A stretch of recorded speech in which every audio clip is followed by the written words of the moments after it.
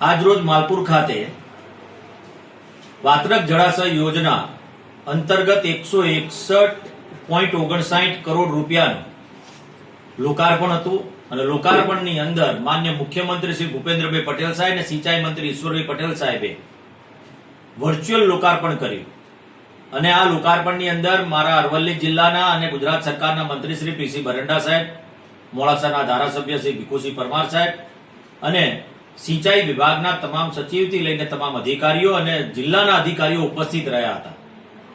આ ખેડૂતોની વર્ષો જૂની માંગણી અને માત્ર 2 વર્ષની અંદર તમામ કામ પરિપૂર્ણ કરીને 161.59 કરોડના ખર્ચે તળાવો ભરવાની યોજનાથી જળાશયની વાત્રક જળાશય અને 73 થી વધુ તળાવો આજે ભરાશે।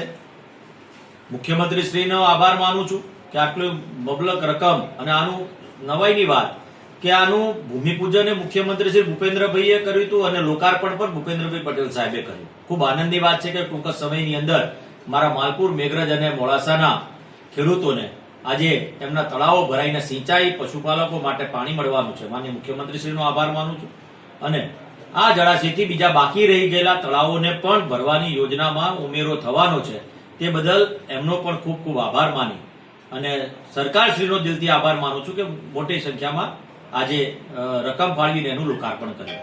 આભાર।